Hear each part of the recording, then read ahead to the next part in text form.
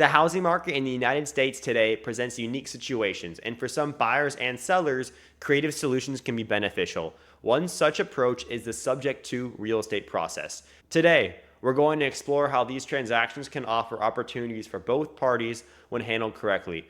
We'll look at the potential advantages and how to navigate them wisely. While it's important to be aware of the potential challenges in any real estate transaction, subject to deals, when structured carefully and correctly, can provide a pathway to home ownership or a quicker sale in certain circumstances. We'll focus on understanding these possibilities and how to approach them with knowledge and caution. I'm Colin, and on this channel, we explore different ways to navigate the housing market. Today, we'll provide a balanced view of the subject to deals, highlighting their potential and the stops needed for a positive outcome. The housing market in the United States is indeed changing, and this can create openings for innovative approaches like subject to deals. Especially for buyers facing higher interest rates, taking over an existing loan with a lower interest rate can make homeownership way more accessible. For sellers in a hurry or those in specific situations, subject to deals can offer a faster and sometimes simpler way to transact. While it's wise and important to understand the market in the situation we're in right now, understanding different transactional methods like subject to can empower both buyers and sellers to find solutions to fit their unique needs. We'll explore how thinking outside the box can be an advantage in today's market. Navigating the financial aspects of any real estate deal, including taxes, is super crucial. With subject to transactions, understanding how property taxes and potential capital gains are handled is super key to a smooth process. Seeking expert advice ensures clarity and also maximizes the benefits. In a market where interest rates can impact affordability, subject to deals offer a potential advantage by allowing buyers to leverage existing potentially lower interest rates. This can be a significant benefit in making homeownership a reality for more people. While housing inventory in some areas might be a factor, subject to deals can sometimes create opportunities where traditional sales might not be feasible. For sellers with properties that might not qualify for conventional financing, subject to can open up a wider pool of potential buyers. In today's market, subject to deals can be a powerful tool. Let's explore how subject to deals can be structured to benefit both the buyers and the sellers. For buyers, the primary advantage can be accessing a home with a potentially lower interest rate and without the hurdles of qualifying for a completely new mortgage. For sellers, it can mean a faster sale, especially if the property has existing financing that's attractive, like a lower interest rate, for example. Understanding the roles of everyone involved is a key for a successful subject to transaction. Clear communication and a well-defined agreement plus protection documents are absolutely essential, especially when you're doing these types of transactions. When payments are handled responsibly by the buyers, the seller's existing loan remains in good standing, and the buyer builds equity in the new home, also builds the seller's credit up, and there's so many other benefits as well. This requires trust and a clear understanding of the financial obligations. The transfer of ownership in a subject to deal allows the buyer to gain control of the property while the seller benefits from a quicker transfer and potentially avoids certain traditional selling costs like closing costs, concessions, and other things like that. A key to a positive subject to experience for sellers is selecting a reliable and responsible buyer. Thoroughly vetting potential buyers is super essential to ensure they have the financial capacity and they understand how to actually do the deal correctly. Looking for buyers with a track record of responsible financials and other things is super important, especially if you're not comfortable and you have certain worries about the transaction. Legal documents are essential when doing subject to deals. And I've done this a lot. We've done over $100,000 in assignment fees in the last 90 days. We have tons of more opportunities coming in our business because we've grown so much. All our deals at title, we have an attorney that drafts a deed of trust and a promissory note. These are absolutely essential for seller protection. And honestly, it's crazy because I've seen a ton of other people do these types of transactions and most of them don't include these, which is not good for the industry. The next problem that most sellers face or they deal with when having to deal with a subject to transaction is something called a debt to income ratio, or DTI. Basically, a lot of sellers are trying to obtain a new loan. And because their title and their name is still on the previous property, there could be many hurdles in order to qualify for a new loan. There's, FHA loans, conventional loans, VA loans. All these have different rules and regulations. So luckily for us and our team and our company, we have an expert mortgage broker who can kind of come in and help the seller have a comfortable and smooth transaction and be able to qualify for a new property. It's very crucial, and a lot of people and a lot of companies that I've seen that try doing these type of deals don't have a mortgage broker. So the big thing about when starting a real estate company or any company, it doesn't matter what you are starting, you need to have people that are specialized in a certain niche who can help you and bring more value to your customers or your buyers, right? So that is absolutely crucial. You need to have people who are experts in certain niches who can come in and fix the problem.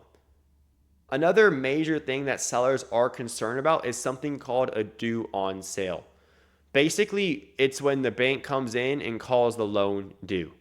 So, there are many things you can do to prevent this from happening. We actually have had a few properties that we've done sub-twos on that the bank has called due, but luckily for us, we have attorneys that draft up the land trusts that can help us, and also other people who are specialized in this particular niche. But it's very important that the seller is a beneficiary in that trust. They relinquish those rights of the trust to the buyer partner or the buyer LLC, right? So if the bank is coming in and they look at the trust, hey, the seller's a beneficiary, no need to worry about it. We can move on. We're good.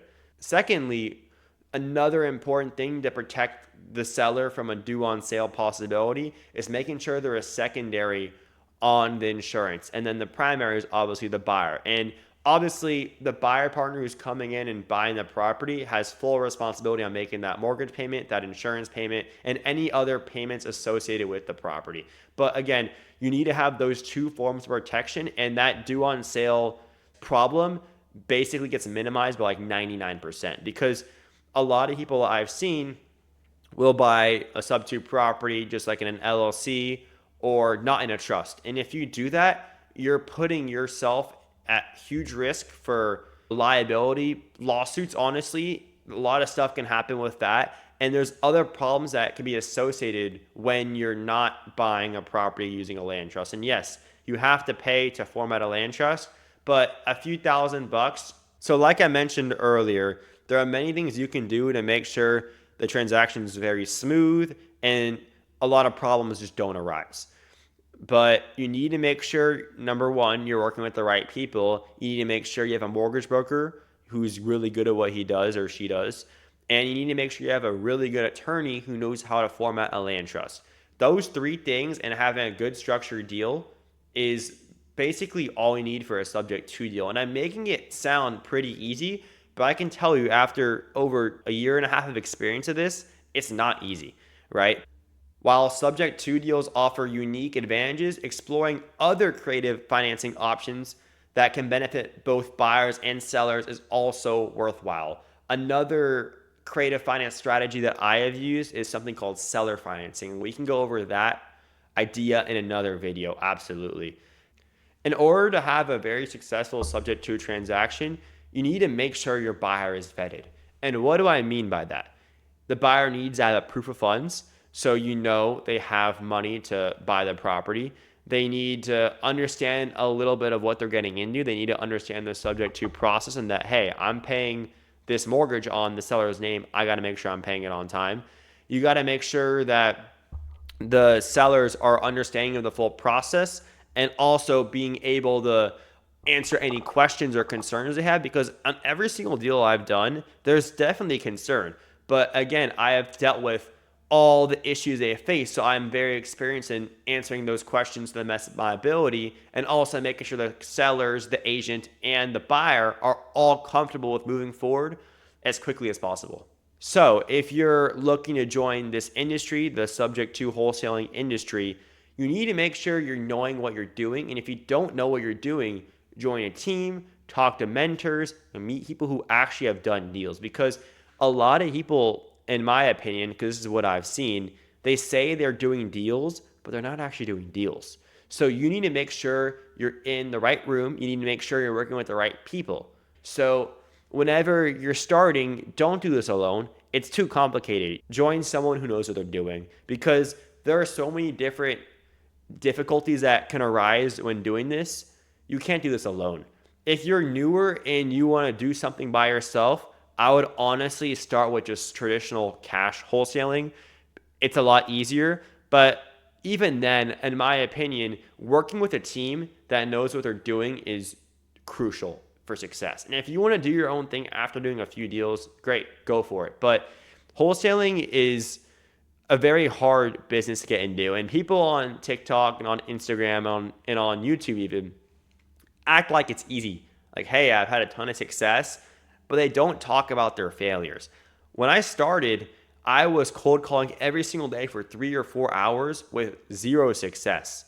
I worked my butt off and I didn't get a deal for 8 months. That means I worked 250 days straight without making a penny. So it's very difficult to start. You have to pay for lead generation. You have to pay for maybe if there's a dispositions partner, if you're putting EMD in to make the contract legally binding, you have to do that as well. So there's a lot of hidden costs that people don't know about when wholesaling, and you need to make sure you're doing it correctly. And you need to make sure if you're starting a wholesale company, you're serving your sellers and helping them accomplish their best interest, but also helping your buyers and making sure your buyers are happy with what you're giving them. Because if you're not serving both sides correctly, then you're causing harm, and then your company is most likely not going to succeed. Thank you guys for watching this video. I hope you guys learned a little bit about the stuff I deal with on a day-to-day basis when doing subject to deals. I hope you guys enjoyed this video. If you have any questions, feel free to comment, or you can find my Instagram. I'll leave it in the description as well. Thank you guys so much. I really appreciate it.